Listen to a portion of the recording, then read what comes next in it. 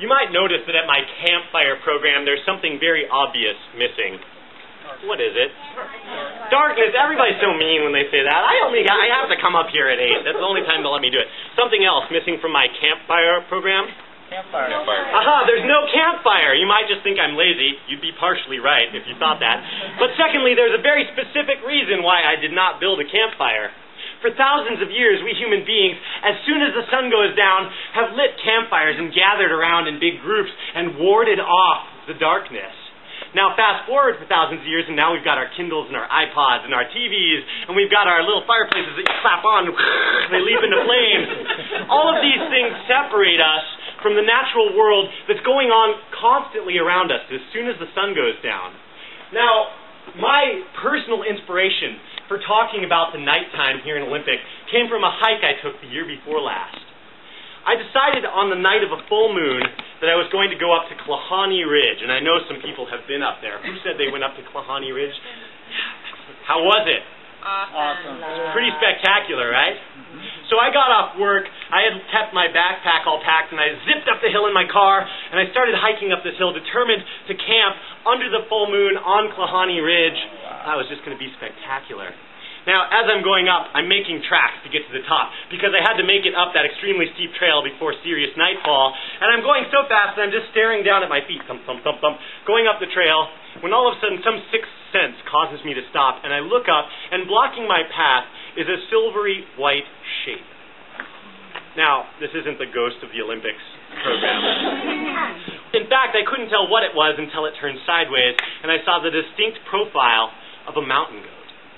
Mountain goats on Klahani Ridge, and this goat, in the early rising light of the moon, was a bright silver color, totally outlined against the backdrop of the mountains. I looked at this goat and saw that it was right in the middle of my path, and if you haven't heard it before, mountain goats are potentially very dangerous animals. So, I'm thinking I can still get by him. I clap my hands. No reaction. Munch, munch, munch, munch. I shake my fists. No reaction. I pick up a little rock and I throw it at the goat. No reaction. I'm doing everything I can think of, beating my chest, howling like a wolf. Finally, I stomp my foot.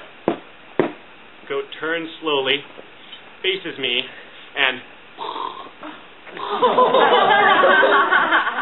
So I'm, of course, thinking, camping trip off.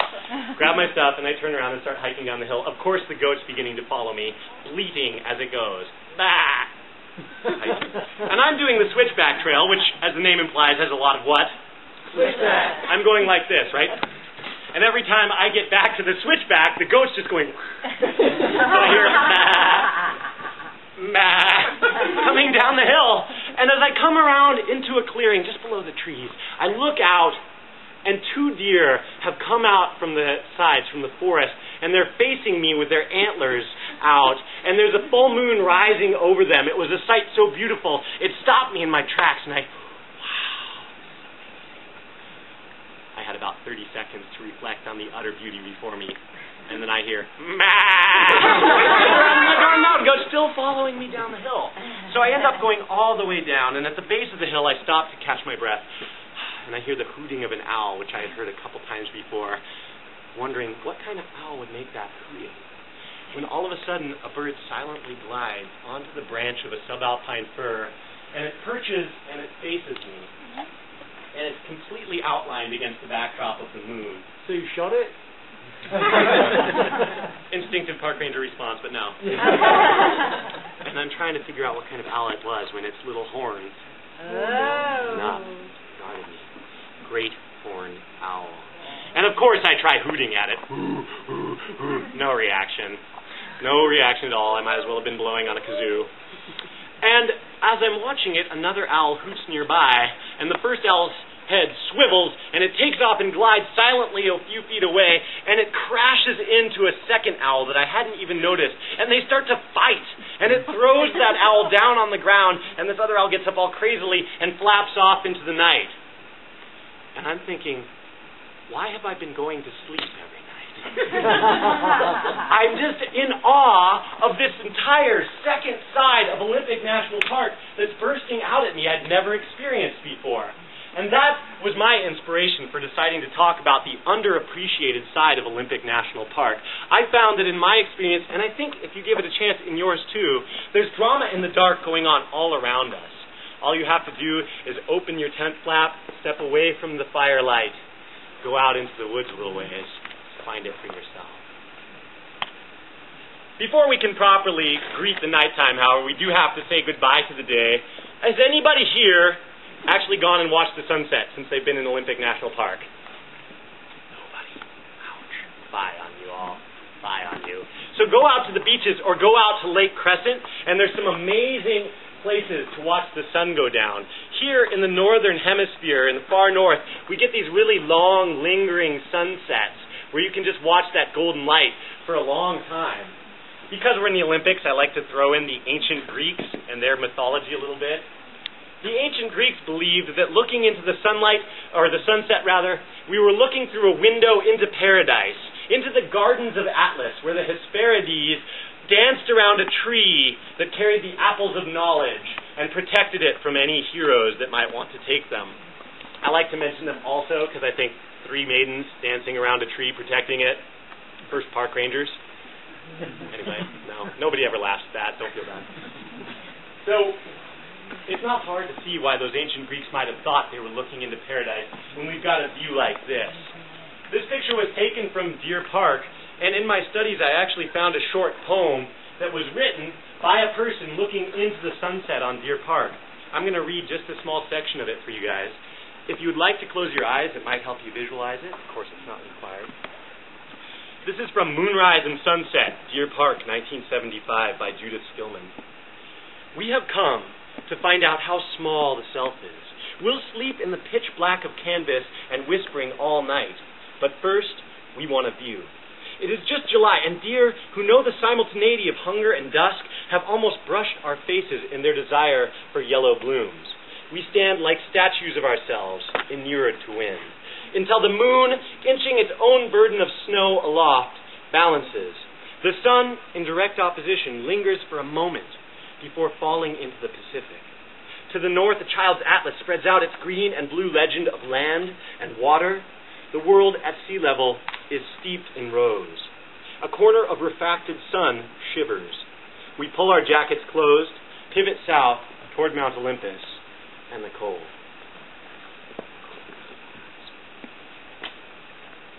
Those words for me really capture my emotions when I'm standing and looking out at a sunset. The other reason I like that poem is that Ms. Skillman wrote that deer know the simultaneity, that's a big word, of hunger and dusk.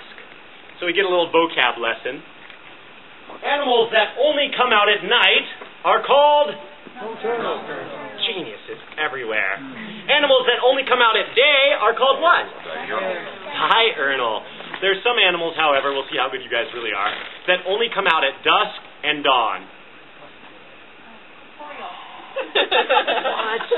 Wow, somebody's been here before. No. The word is crepuscular. What a great word. Crepuscular are animals like this deer that come out mainly at dusk and dawn. Now, did anybody go up to Hurricane Ridge today? Anybody see any deer? Was it dusk or dawn? No, so the ranger's lying, right? In the wild, they're much more likely to come out at dusk and dawn. Hurricane Ridge has a lot of people. The environment is very modified, and the deer are very used to human beings. What advantage would there be to coming out at dusk or dawn if you were an animal? Sure. Yes? First choice of food in the morning? First choice of food. That's a really good one. That's the second one I'm looking for, so keep it in your mind. Yeah? Less predators? She said there were less predators. If there's nocturnal predators at the night and then there's diurnal predators in the daytime, you might be able to catch a little bit of free time by coming out at dusk and dawn when the nocturnal animals are going to sleep, the diurnal animals are rising. You can avoid predators. The other reason, this will take us to one of my favorite crepuscular animals, is to catch crepuscular prey. So a lot of insects come out at dusk and dawn. Those of you slapping your face might know this. And one of my favorite crepuscular animals is this bird. Can anybody identify it? No? Good guess. You were sitting on top of the world with Crepuscular, so. Swallow? What's that? Swallow? It is a swallow. It's actually a barn swallow. Very good. I love them for two reasons. One, their plumage reminds me of their activity habits. They're crepuscular, and I can always tell that because their back is dark blue, fading to kind of a light gray on their wings, and then their underbelly is as red as the sunrise or the sunset. I always remember they're crepuscular when I see them.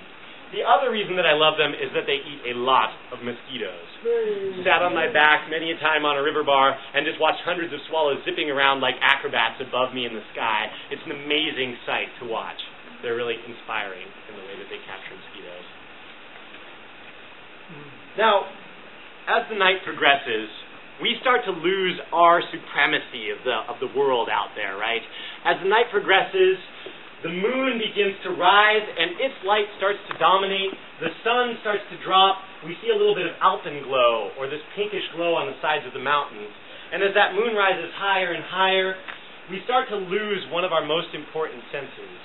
We start to lose the power of our sense of sight. Inside of a human eye, there are rods and there are cones. Rods help us see in the darkness. Cones help us see definition and color. So you can remember cones for color.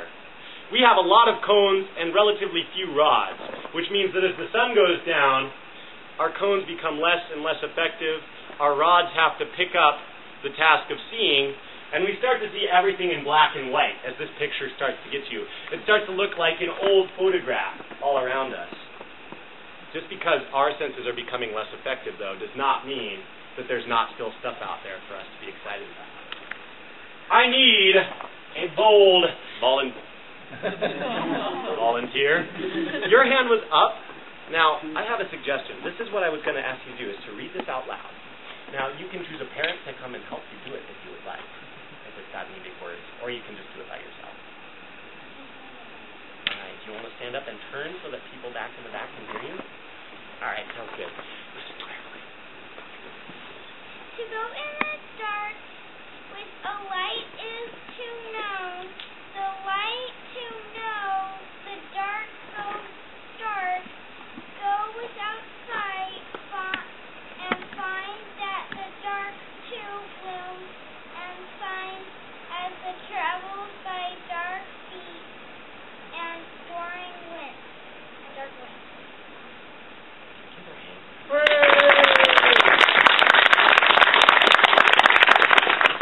That was written by Wendell Berry. He wrote that the night is traveled by dark feet and dark wings. I love that imagery.